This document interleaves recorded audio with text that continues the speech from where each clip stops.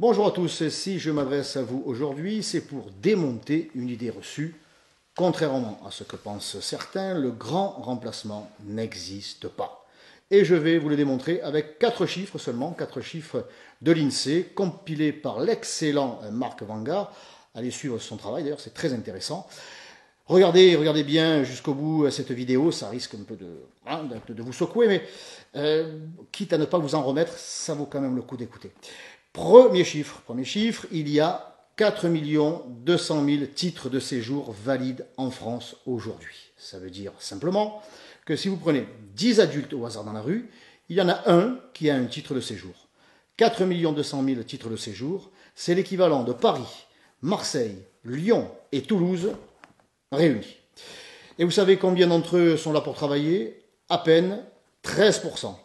Mais ils sont presque la moitié à être venus pour motifs familiaux, c'est-à-dire venir ici pour profiter, avec vos impôts, du plus généreux système social du monde. Deuxième chiffre qui démontre que le grand remplacement n'existe pas. On a atteint cette année le record du nombre de titres de séjour accordés, 337 000.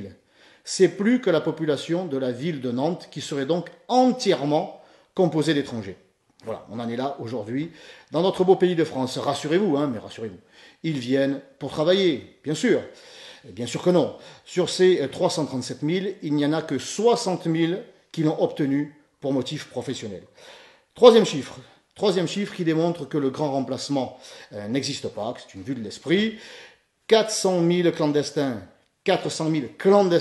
ont été régularisés depuis 2012, soit une petite dizaine d'années.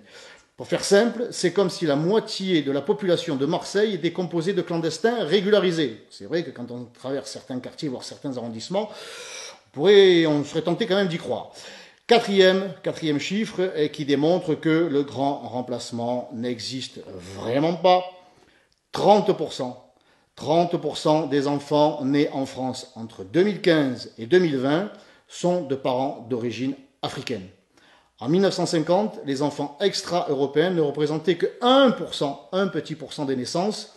Ils étaient 20% en 2005 et selon les projections, accrochez-vous, ils seront 50% en 2045. Vous voyez bien que le grand remplacement est un mythe. Je vous laisse un dernier chiffre, un dernier pour la route, pour prouver que les immigrés ne viennent pas profiter, pas du tout, de notre générosité. 11% des Français et 12% des immigrés européens bénéficient d'une HLM, alors que 44% des immigrés africains vivent en HLM. Merci qui? Merci la France et merci les Français. Voilà, j'espère que cette vidéo vous aura plu, en tout cas qu'elle ne vous aura pas traumatisé. Et souvenez-vous, il ne faut pas être alarmiste ni complotiste, le grand remplacement n'existe pas. Bonne journée quand même.